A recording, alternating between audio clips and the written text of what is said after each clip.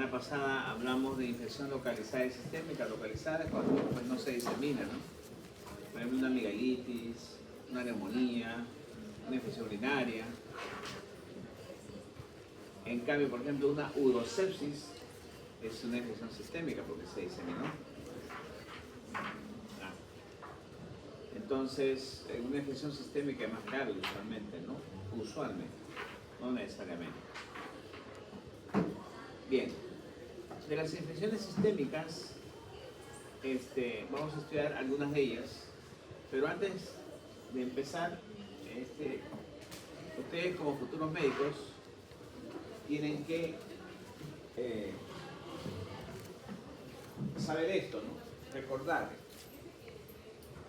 Recuerden que uno siempre se lo he dicho, un curso importante para ustedes como médicos es la semiología 1, que lo van a ver en el C. Medicina 1. Esa es una de las partes más importantes para ustedes como médicos. ¿Por qué? Porque ahí saben hacer una historia clínica. Le enseñan a hacer una historia clínica.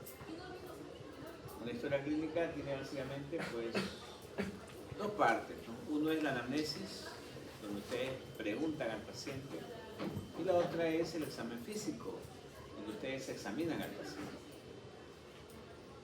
¿Para qué nos sirve preguntar al paciente la anamnesis? Para obtener los síntomas.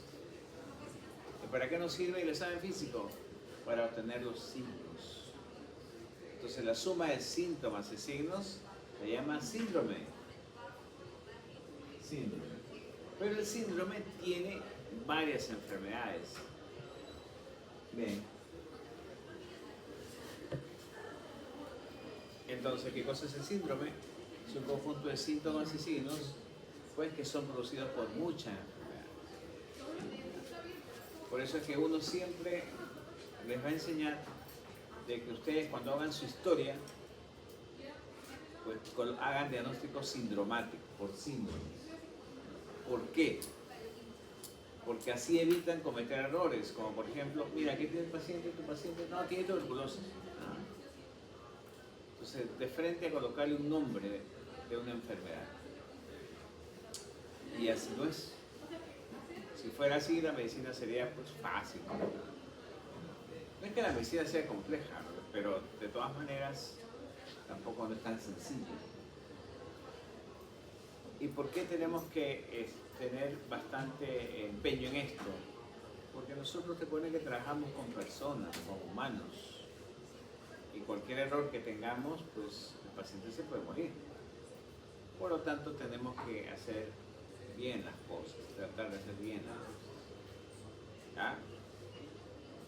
Siempre les hago recordar que yo creo que a ustedes les gustaría que su mamá, su papá, sus hermanos sean atendidos por alguien competente, ¿o no? Entonces, hay que ser empáticos. Hay que ser empáticos. Entonces, en este caso, esta carrera pues implica muchas cosas. Y dentro de ellos, pues, por ejemplo, ser humildes, es decir, no sé qué tiene, busco ayuda. No que me las sé todas, ¿no? Yo sé lo que pasa muchas veces cuando se especializan los primeros años y pues lo máximo. Y después estás cometiendo errores. Lo otro, ser empático. Ser empático porque, oye, y si fuera mi familia, ¿no? Yo creo que tengo que hacerlo de la mejor manera posible. Y lo otro, ser tolerante. ¿No? Ser tolerante con el paciente, entenderlo. Eso es importante. O sea, poco a poco tiene que ir aprendiendo eso. La relación médico-paciente es muy importante, muy importante. ¿Ya? Entonces de eso se va a aprender pues que hagan una buena historia para llegar a un buen diagnóstico. ¿Ya? Entonces ya saben qué cosa es un síndrome. Y vamos a empezar con la primera enfermedad que produce una enfermedad sistémica, que es la listeria. ¿Qué cosa que vamos a preguntar aquí, característica de la listeria. Tienen que leer qué caracteriza la listeria. La listeria es un bacilo gram positivo. Es un oportunista, es un intracelular, es un anaeróbico. Ya, usualmente eso es listeria, la característica de listeria. Lo otro que tienen que saber es esto.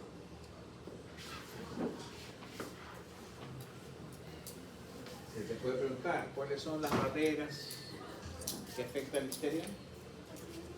Tiene 3 barreras: la barrera intestinal, la barrera hematoencefálica y la barrera placentaria. La barrera intestinal pues va a producir la gastroenteritis. La barrera hematoencefálica, usualmente la meningitis, pero en el neonato. Y la barrera placentaria pues en el feto. Entonces aquí está: placentaria, sanguínea, intestinal. ¿Ya? 3 barreras. Aquí está. Produce gastroenteritis, produce sepsis, produce meningoencefalitis, produce aborto o una enfermedad en el neonato. Principalmente meningitis. Meningitis en el neonato. En el neonato. Ahora, ustedes han visto diferentes formas de afectar de las bacterias, ¿no? Hay unos que producen toxinas, hay otros que se invaden, destruyen, ¿no? Hay otros pues que, por ejemplo, producen deformaciones en la célula para producir diarrea, ¿no? Por ejemplo, la enteropatógena, que jala y deforma las velocidades. La listeria es una de ellas. La listeria, cómo ingresa entre una vesícula. ¿Para qué? Eso se llama fagosoma, para que no lo reconozca el macrófago y no se lo coma. Antes que lo reconozca, tiene una enzima, que es la listeriolizina, que produce hueco a la membrana del fagosoma y sale de ahí. ¿Y para qué sale? Acá hay proteínas que se llaman actina, ¿ya? Y esas proteínas las une y forma como un mechón en un extremo. Eso se llama polimerización de las actinas. ¿Y para qué forma esto? Esto le sirve como un motor. ¿Para qué? Para que le dé velocidad. Es como... Y así atraviesa la otra célula. O sea, la infecta. ¿Pero qué? Atravesando. Vuelve a hacer lo mismo. Se mete en una fagosoma, destruye la líside y se forma otra vez. Y así van pasando de una célula a otra. Pero cada vez que van llegando a esa célula, por supuesto se van dividiendo más y van destruyendo a las células. Pero porque se van reproduciendo dentro de ellas. Pero lo interesante es la forma como pasa de una célula a otra. ¿Cómo pasa de una célula a otra? ¿Cómo se llama su enzima, doctor? ¿Ah? ¿Cómo se llama su enzima con la que hace eso? Listeriolizina. Listerio.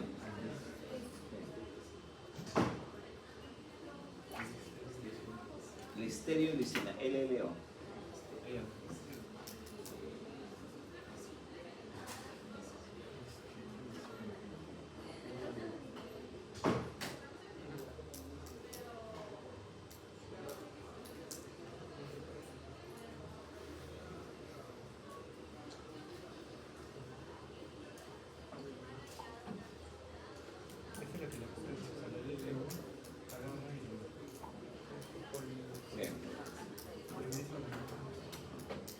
Entonces, te resumen, lo mismo.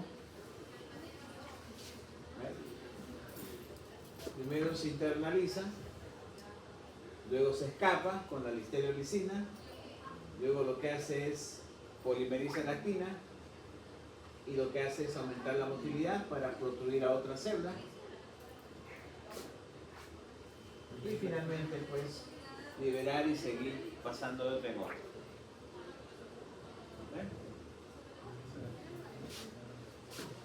¿Qué es lo que tienen que recordar? Ahí está. Muchas veces eso lo hace dentro del macrófago, pero eso le dura poco porque el sistema inmune pues está controlando todo, ¿no? De manera que cuando ve que se libera, la inmunidad adaptativa principalmente, innata, lo reconoce, libera sus citoquinas y la destruyen. Como es intracelular, está dentro del macrófago, entonces libera sus citoquinas para destruir a la listeria, pero como la listeria está dentro del macrófago, destruye también al macrófago. O sea, macrófago y listeria muertos. Es así como se defiende, pues, si no, estaríamos a merced de la listeria y no, eso no pasa usualmente. Esto es lo que tienen que recordar.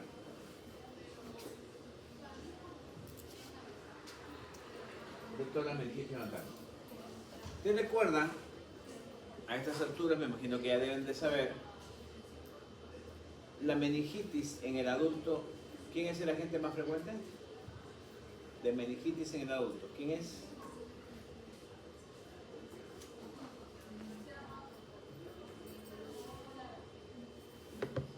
¿Quién es? El Streptococcus pneumoniae o Gram positivo. ¿Cuál es la causa más frecuente de meningitis en el niño?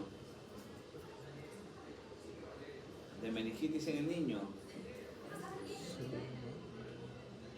Neisseria meningitidis, Coco Gram negativo. Y ahora tienen, ¿cuál es la causa de meningitis neonatal? Neonatal es listeria. Bacilo Gram positivo. Entonces, eso se te va a preguntar. Ténganlo claro. ¿Ya? Entonces no se confundan.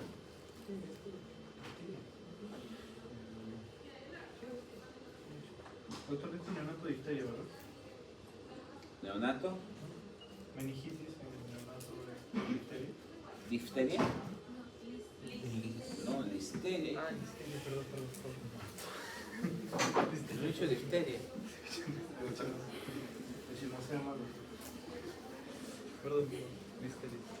Julio César, ¿no?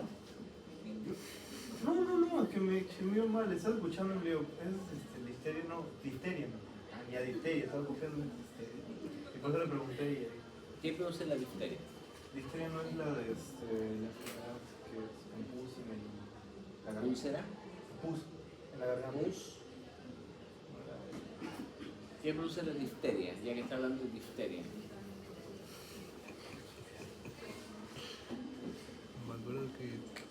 Ese fuera esas formaciones en Pseudomembrana. eso, pero con pus. No, eso no es pus, es una pseudomembrana. El que produce pus es el Streptococcus enteromolítico, Streptococcus piógenes. ¿No? ¿Y por qué mata la difteria? ¿Julio César? Era Jorge. ¿Ah? Jorge. Ah, usted es Jorge. ¿Por qué? Doctor, ¿qué me dijo? ¿Por qué mata la difteria? ¿O no mata? Ah, no. Por eso hay vacuna. Ah, pero ¿por qué mata? Supongo porque puede generar una infección generalizada si no se llega. ¿Qué órgano es el que usualmente se afecta en la difteria? Órgano es que se conducto es.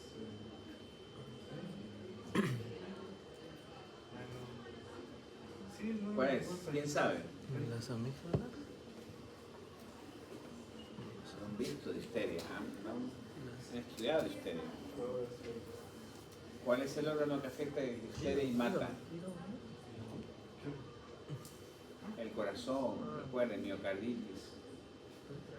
Esa es la causa de muerte en difteria, miocarditis. Bien. Esto no olviden. Usualmente cuando uno habla de ratas, roedores, no piensa en qué enfermedad. ¿En qué? ¿En qué enfermedad piensa? Yo sí me parece y el otro que puso Ah. ya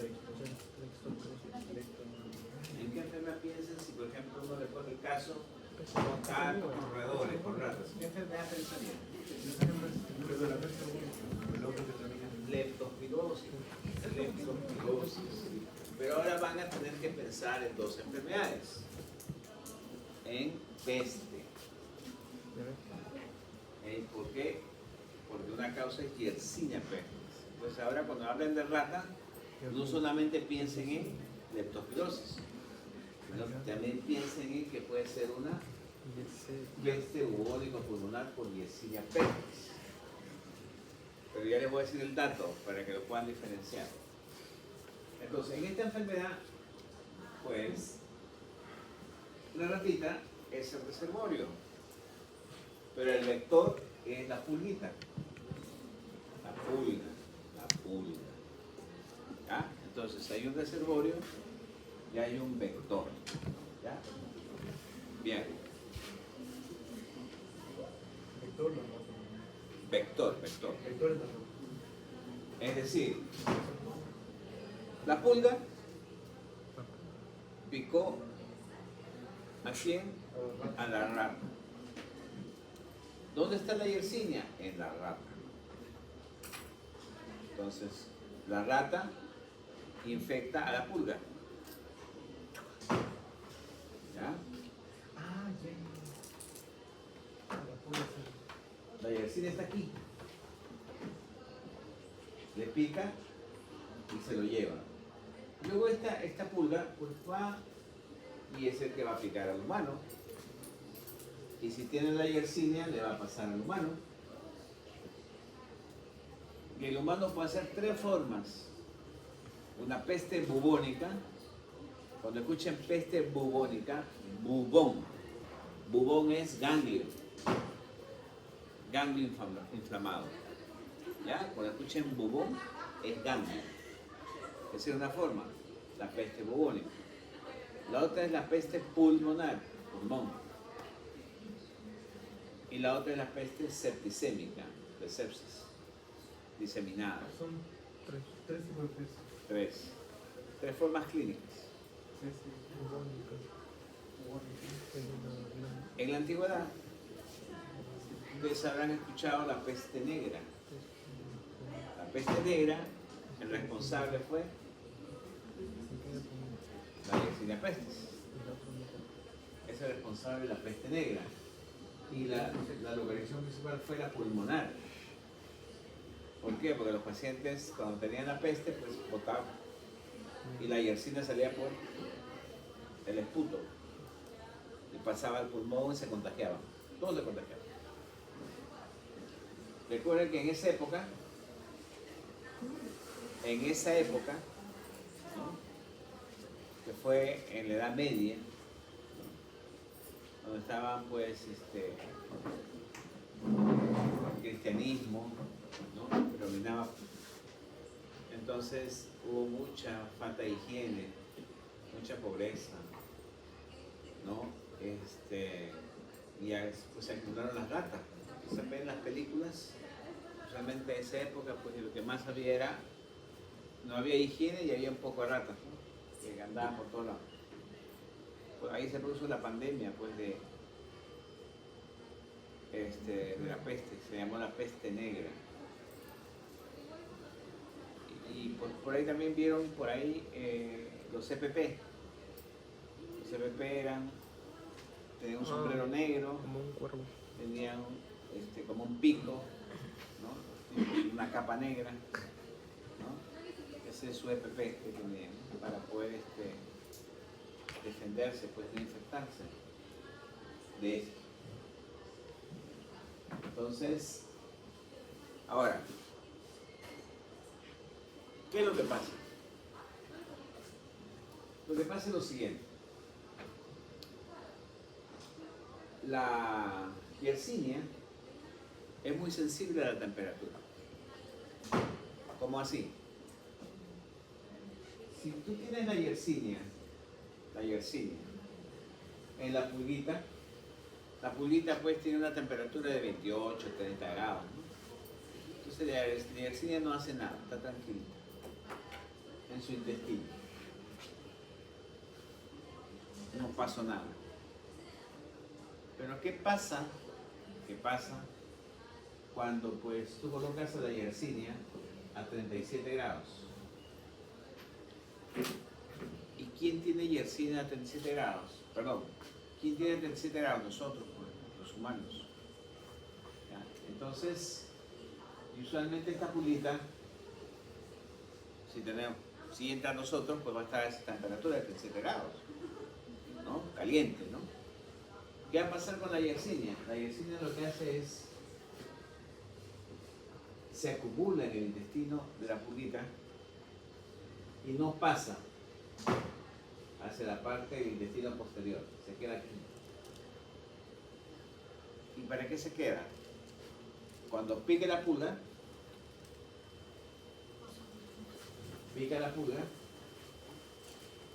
todo esta sangre, donde justamente está chupando, chupa, aquí queda bloqueada, bloquea, de manera que se llena la pulga al picar y regurgita todo.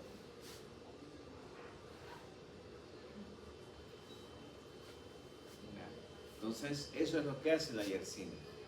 La Yersinia lo que hace es bloquear aquí, de manera que pica la pulguita, la sangre no pasa al total del intestino, y se queda aquí, lógicamente, pues, toda esa sangre que picó y no pasa, como que se bota. Pero se llama regurgita. ¿Pero qué regurgita? La Yersinia, que está aquí. Entonces, eso se llama, el mecanismo de transmisión es por picadura, regurgitación.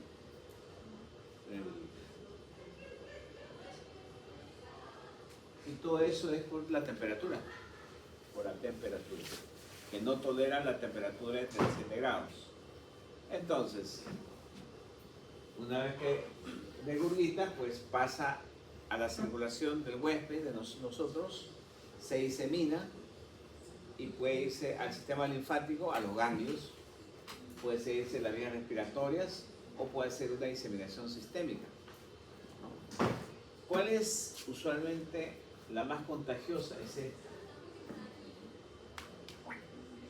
Y esta fue la responsable de la pandemia de la peste negra, la forma pulmonar. En el examen, usualmente te vamos a colocar, pues, paciente, tantos años, que está en contacto con ratas, pero si te colocamos, por ejemplo, que tiene ganglios aumentados en la región inguinal, vas a pensar que eso es leptospira. Leptospira cursa con aumento de ganglios. No, leptospira no cursa con eso. ¿Dónde son los ganglios aumentados, pues?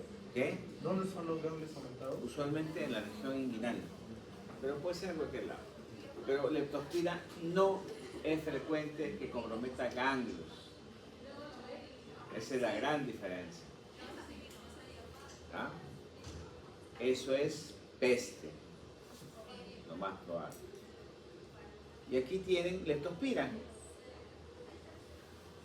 Leptospira es una espiroqueta, también relacionada con las ratas, ¿ya? Donde la rata, aquí sí, la rata es el reservorio. Y aquí no hay vector,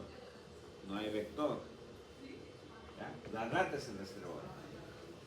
¿Y por qué la rata es el reservorio? Porque usualmente a la leptospira le gusta el riñón, le gusta estar en el riñón.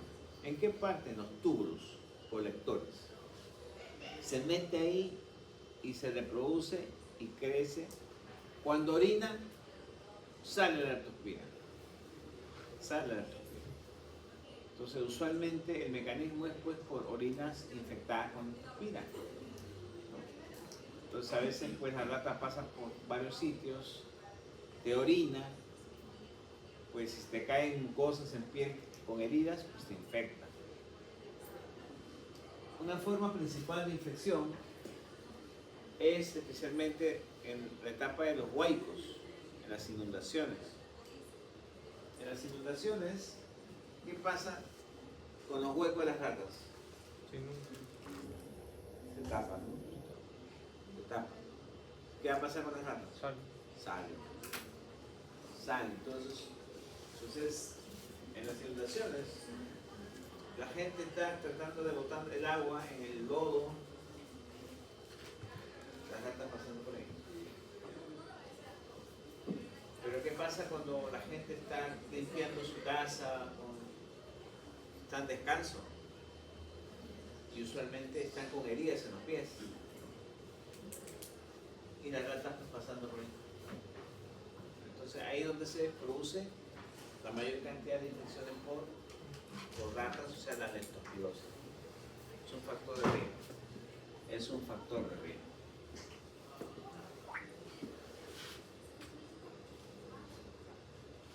Esto es para que ustedes vean que la leptospira pues no respeta nada, ¿no? Compromete hígado, ojo, músculo, meninges, pulmón, riñón, endotelio. O sea, ¿ya? Por eso es una enfermedad sistémica, la leptospirosis. ¿Ya? Puede ser grave en un 10%, pero cuando compromete riñón, hígado y pulmón, la mortalidad es alta. ¿Cómo se llama esto? La enfermedad de Weill. Esta es la enfermedad de Weill. ¿Ya? Cuando hay compromiso de 3 órganos, no se olviden: hígado, riñón y pulmón. La enfermedad de Weill. ¿Cómo se escribe eso? ¿Qué? ¿Cómo se escribe enfermedad de Weill? Weill, W-E-I-L. Weill. Weill, así. Una L. Termina en L, el león. Entonces ahí ven cómo, pues hay varias fases usualmente. En la primera semana, la segunda, tercera, cuarta. Pero puede estar meses o años. ¿Por qué? Porque si se queda en el riñón, en los túbulos, pues por tiempo están eliminando las leptospiras con la orina. Con la orina. Bien. ¿Se entendió? Entonces, si se les pregunta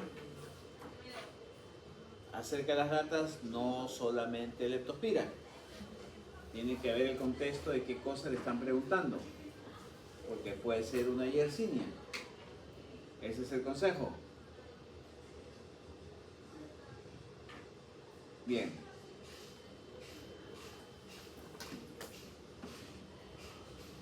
Las infecciones exantemáticas, ¿qué cosa es exantema? Exantema es esas lesiones eritematosas que salen en la piel. Eritema. Máculas eritematosas. ¿Ya? Son máculas Rojas eritematosas. Eso es exantema. Ahora, hay muchas causas de exantema.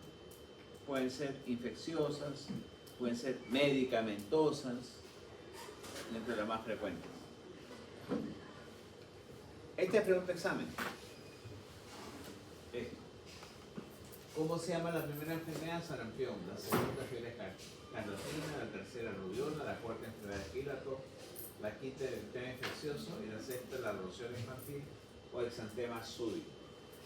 Esto es pediatría. Estas son las enfermedades más frecuentes que se presentan en los niños. Por lo tanto, lo tienen que saber. Esto. Entonces, tienen que saber quién produce el exantema súbito, quién produce el eritema infeccioso, quién produce la enfermedad de Pilato. Porque esos son los sobrenombres. Ya lo vamos a ver. Hay una tablita, ya lo vamos a ver. Bien.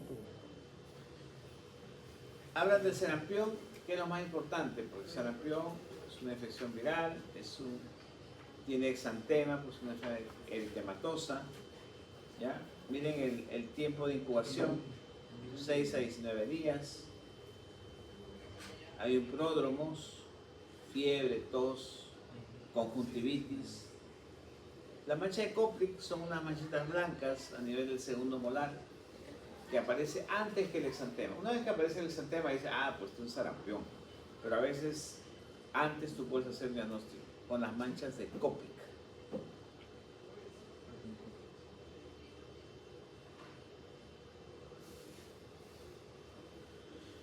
La respuesta inmune adaptativa, no se olviden, ¿cuál es el que actúa contra los intracelulares o contra el virus? TH1, TH2 o TH17. TH1, no se olviden, TH1.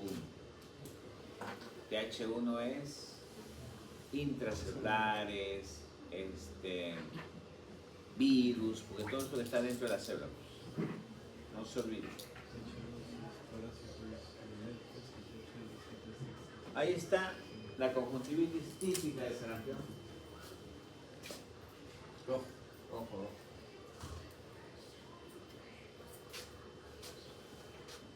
Aquí está la difusión del sarampión, ¿ve? Eritematosa, difusa. Y principalmente el compromiso, uno de los órganos que se compromete es el pulmón. ¿No? Hace una neumonía viral, pero puede hacer después una neumonía bacteriana. ¿Ya? Es una de las complicaciones importantes del sarampión, la neumonía. Esta tablita la tienen que más o menos analizar, al menos hasta acá, porque esta es la diferencia entre dengue, chikungunya y zika. ¿Qué es lo más importante? Lo más importante, por ejemplo, es que lógicamente es que el dengue, si no tiene fiebre, no es dengue. Mira. Segundo, usualmente el doctor retroorbital es característico del dengue, retroorbital. O sea, es una cosa que te duele. Miren, ¿ven? Y tercero, ¿quién sangra y quién hace más trombocitopenia? Dengue. Si usted es un paciente con fiebre, dolores musculares, le haces un hemograma y te salen plaquetas bajas, ¿qué cosa es eso? Dengue hasta que no se demuestre lo contrario.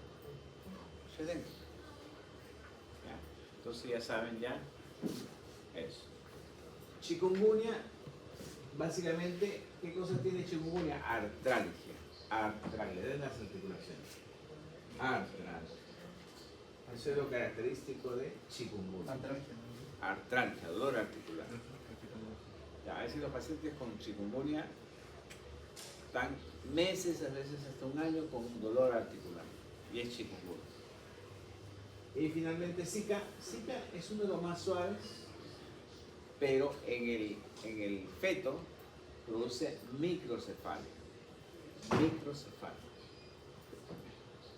No olviden que dengue, chikungunya, zika y fiebre amarilla, ¿quién es el vector? Aedes aegypti. Aedes aegypti es el vector de los 4. De los 4. ¿Cuál era el otro doctor? Era dengue, chikungunya, zika y uno más. Fiebre amarilla. ¿Ya? No se olviden. ¿Ya? Malaria no es. Malaria, el mosquito se llama Anófeles. Malaria no es. Y el otro que tampoco es, por supuesto, es Bartonella. Bartonella, el vector, ¿cómo se llama? De la Bartonella.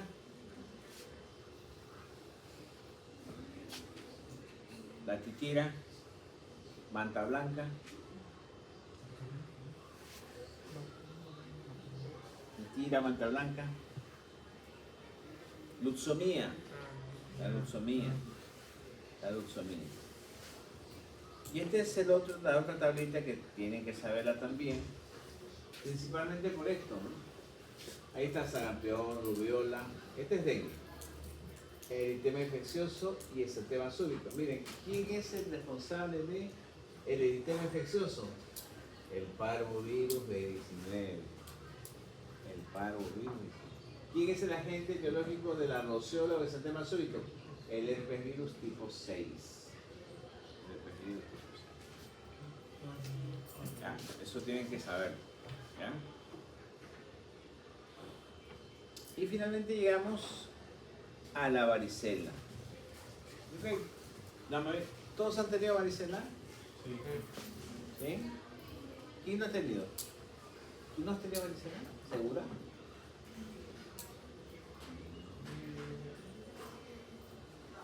Si no has tenido varicela, entonces no va a tener varicela zoster. Doctor, pero no es del herpes zóster también eso. ¿Qué? ¿No es del herpes zóster eso? Cuando te da la varicela te da el herpes zóster. Claro. Es consecuencia. Es la varicela zoster. Y la varicela zóster, Es lo mismo, Pero lo que pasa no es el son de grupo que- herpes. Entonces, eso mayormente da en espaldas. ¿Por qué le preguntaba eso? Es que en adultos es más grave. Porque todos aquellos que hemos tenido la varicela pues no se va, se queda con nosotros. ¿Y dónde se queda? en el. Esta es la médula espinal, ¿no? ¿Qué le ¿Por qué? Este es el asta anterior, este es el asta posterior. Recuerde que tiene raíces aferentes y raíces eferentes que salen. Esta es la raíz aferente donde hay un ganglio, que es el ganglio dorsal. Cuando tenemos la varicela pues mejora. ¿Y dónde se mete? Aquí, al ganglio dorsal. Ahí queda tiempo. A veces no causa problema, especialmente cuando nuestro sistema inmune está bueno. Pero cuando hay una inmunodeficiencia, por ejemplo, cuando lamentablemente tenemos alguna enfermedad, se despierta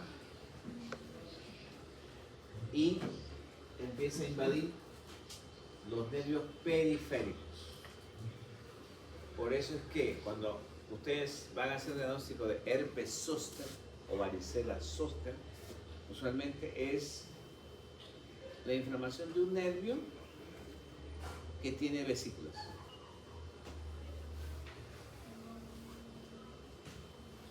Un nervio con vesículas.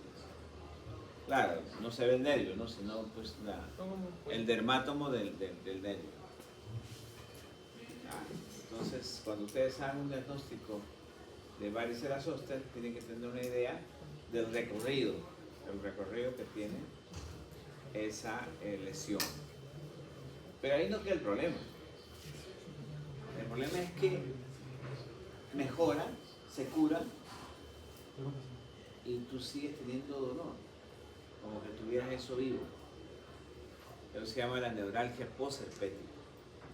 Y es horrible, según los pacientes, porque los pacientes se quejan, lloran de dolor. Por eso es que ya en otros países tenemos la vacuna contra el herpes zóster, que se aplica al adulto mayor. Porque esta patología, quien más sufre es el adulto mayor. ¿Ya? Entonces, no se olviden. Entonces aquí ven la característica. Ahí está la varicela, las vesículas.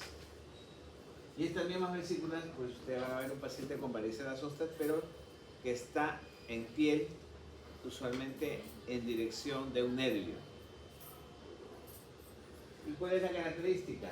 Pues de que estas lesiones son recurrentes, no se reactivan.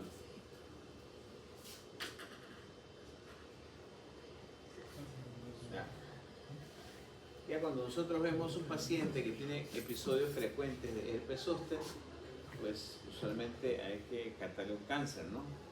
Una inmunodeficiencia, algo que está condicionando de que pues ese virus continuamente está que brote. O sea, hay algo ahí que ese paciente con su sistema inmune que no está bien o tiene algo más. O sea, es como una alarma, pues, el tener un zóster es una alarma de que algo no está bien.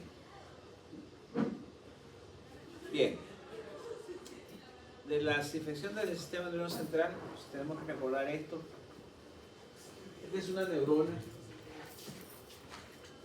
El cerebro, cuando uno lo examina desde el punto de vista histológico, tiene neuronas, pero tiene también glías. Las glías pueden ser astrocitos, oligodendrocitos o la microglia. Recuerden que esta es la parte nutritiva, el astrocito. El oligodendrocito son los que sintetizan la mielina. Y la microglia es la que defiende.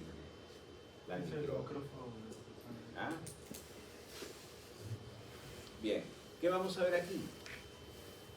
Bueno, igual, pues hay una respuesta de inmunidad innata, hay una inmunidad adaptativa.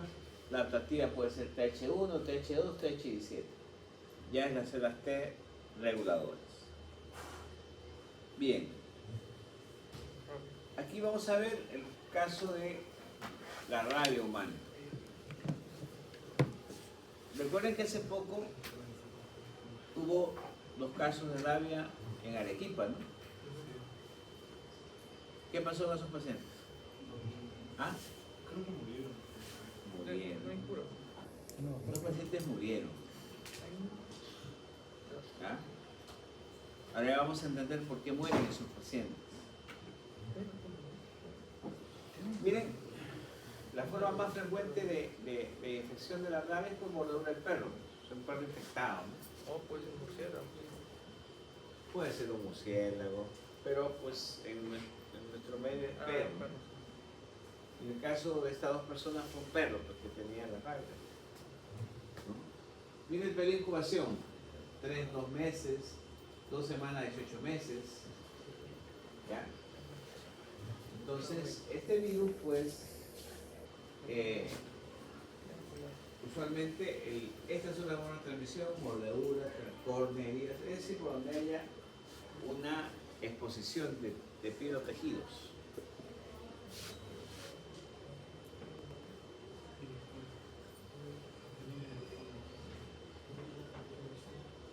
Esta es la forma del virus, en forma de una bala.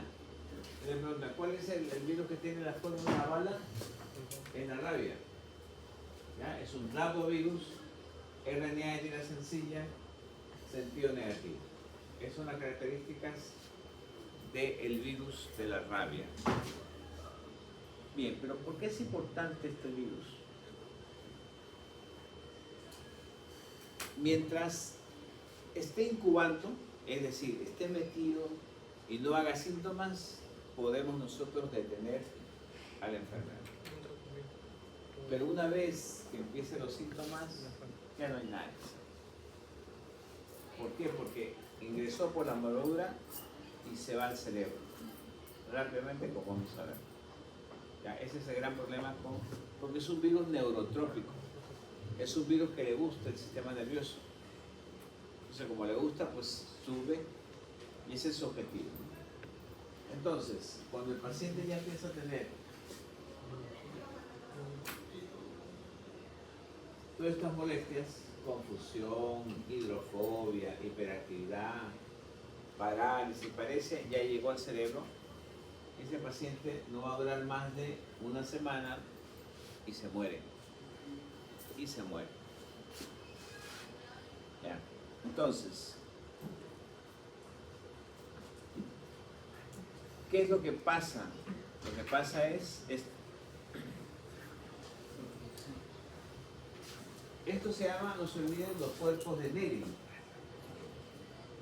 Esta es una neurona. Estos cuerpos de Negri se producen en esta infección de rabia y se meten a la neurona. Esta es una neurona. Se meten en la neurona y lógicamente pues que la destruyen. ¿Ya? Entonces, esto es lo característico de esta enfermedad. Luego, Doctor, disculpe, mencionó una característica del virus que era neurotrópico, creo. es neurotrópico porque le gusta el sistema nervioso. ¿Qué es lo que tienen que hacer ustedes en una mordedura?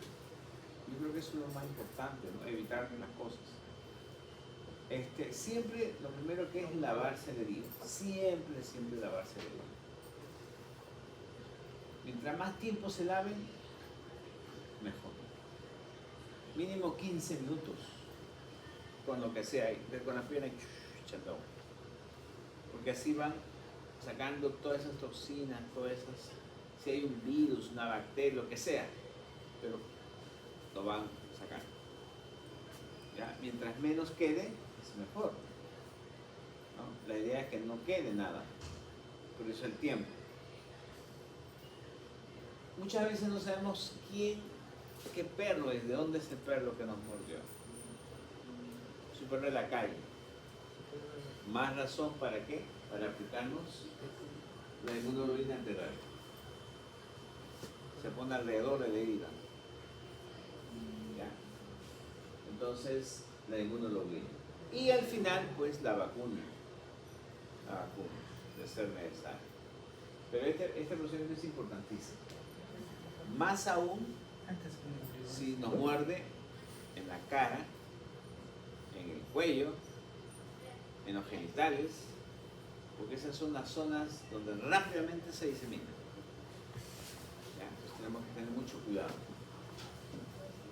El pronóstico es malo si es que empieza a tener la enfermedad, porque el paciente se va a morir. Los pacientes de Arequipa se murieron. Y no llegaron ni a la semana. Ya lamentablemente sabían que ese paciente iba a morir y se murieron. Una vez que hacen la enfermedad, no hay vuelta para atrás. Nadie se salva. Es ese.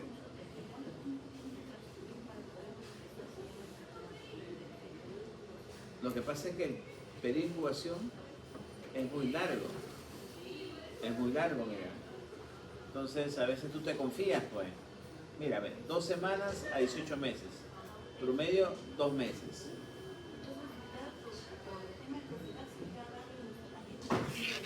Claro, apenas tú ya. O sea, si vas, actúas bien, no hay problema. Pero si no haces nada, ahí viene el problema. Por eso le decía, ¿no? No importa, pues que te coloquen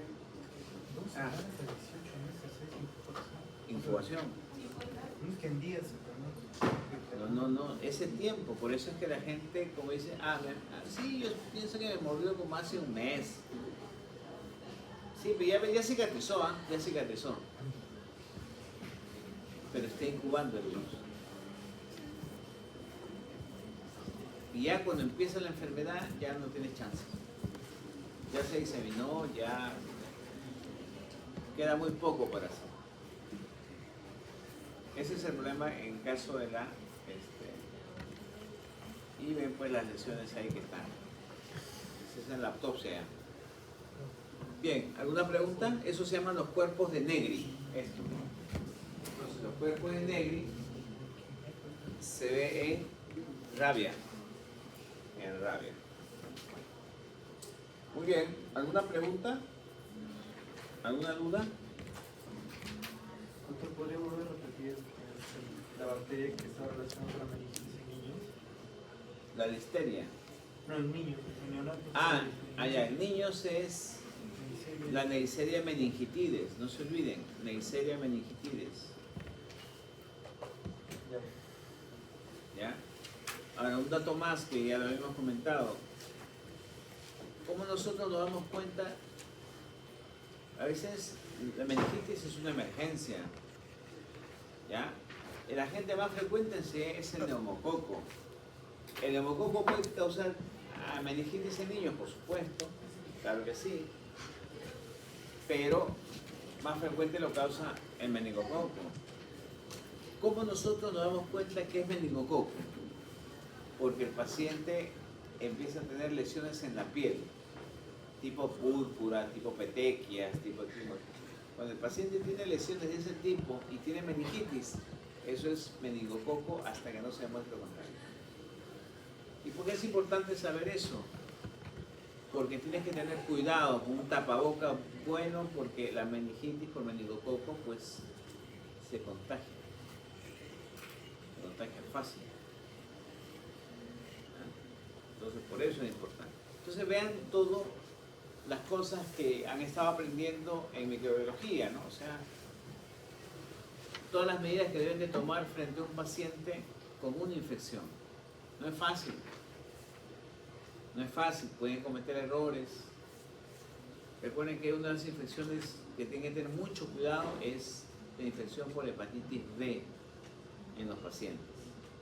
Manipular a esos pacientes con mucho cuidado al tomar la muestra de sangre, porque es el que más produce diseminación del virus, no es el VIH. El VIH tú te puedes, o sea, te pinchas, lo que sea, pero ese es 0.03%, 0.01% de que te infectes. En cambio, si te pinchas con un virus de hepatitis B, es a veces hasta el 30% de posibilidad, 30% de que te infectes. Entonces, cuidado con los pacientes hospitalizados en la consulta que tengan y quieren hacer un procedimiento que tenga hepatitis B. Tengan mucho cuidado porque ustedes dentro de poco ya van a estar en los hospitales. En los hospitales tienen que tener mucho cuidado, consejo. Ya tienen que estar concentrados en lo que están haciendo. Yo sé que a veces uno tiene hambre, tiene un poco de cosas, pero cuando estén haciendo un procedimiento, dejen de hacer otras cosas y así van a evitar cometer errores. Hace poco se pinchó una muchacha, la semana pasada. Lamentablemente, pues, una interna que tiene muchos problemas.